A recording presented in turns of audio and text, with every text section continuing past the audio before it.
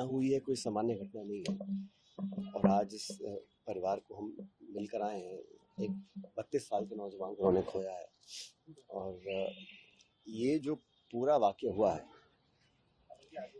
इसका तो मुंह तोड़ जवाब देना ही पड़ेगा, क्योंकि ये कोई आम आतंकी घटना नहीं है।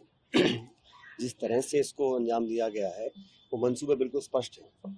और इस मसले को आगे कैसे ले जाना है और इसमें क्या कार्रवाई करनी है, इस पर हम लोगों ने, जो हम कांग्रेस पार्टी के हैं, बाकी सब लोग हैं, हम सब ने बड़ा स्पष्ट कहा है। वर्किंग कमेटी में हम लोगों ने इसको रखा था कि भारत सरकार अपनी पूरी ताकत के साथ जितना भी वो चाहें अपनी ताकत का इस्तेमाल कर सही रूप में जवाब देना पड़ेगा और देना भी चाहिए। पूरे देश में इस बात पर सब एक राय है और पक्ष विपक्ष हमारे देश के लिए है।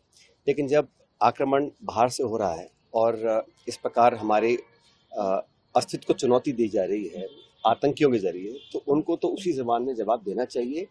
अब मुझे याद है इस प्रकार जब भारत की संसद पर आक्रमण किया था उस समय वाजपेयी जी प्रधानमंत्री थे और सोनिया गांधी जी नेता प्रतिपक्ष थे। उन्होंने सदन में खड़ा होकर कहा था, सोनिया गांधी जी ने, कि हम पूरा विपक्ष, पूरा देश सरकार के साथ हैं पाकिस्तान को मुंहतोड़ जवाब देने के लिए। और मैं समझता हूँ वही हम लोगों ने दोबारा दोहराया है कि एक बार दोबारा वो चुनौती सामने आई है। अब इस पर कैसे कब क्या करना है ये सरकार बेहतर समझती होगी, लेकिन मैं मानता हूँ पूरे देश में आज एक आम भावना है कि ये बहुत हम लोग बर्दाश्त कर चुके हैं। सीमा पार से जो घुसपैठ हो रहा है और जो नॉन स्टेट एक्टर्स के माध्यम से पाकिस्तान ने हमेशा इस देश को घाव दिए हैं, अब समय आ गया है कि उसका समापन उसका करना पड़ेगा। और हम सब लोग इस दुख की घड़ी में, पूरा देश उन परिवारों के साथ है जिन्होंने इस बेहद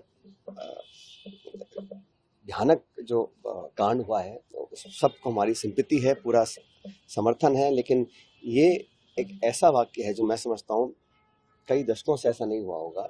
और इन लोगों ने कोशिश की है, ये चाहते हैं कि देश में दरार फैले मजहब के नाम पर, धर्म के नाम पर, और यही उनके मंसूबे हैं आतंकियों की। और सीमा पार के जो लोग हैं वो चाहते हैं, हमें तो उनको मुंहतोड़ जवाब देना पड़ेगा। और इस संकल्प के लिए पूरा देश, सभी पॉलिटिकल पार्टीज, पूरा मुल्क, हर व्यक्ति, 140 करोड़ लोग एकजुट हैं।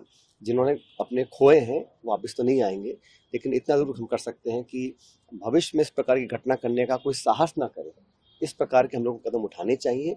और ये, जैसे मैंने शुरू में कहा, कोशिश रहती है कि जख्म दिए जाएं, उन घावों को हरा रखा जाए। ये हमारे सीमा पार के साथी करना चाहते होंगे, लेकिन हम लोग इसमें सब एकजुट हैं, एकजुट रहेंगे। और मैं इतनी उम्मीद करता हूँ कि जो देश में आज भावना है उसकी कद्र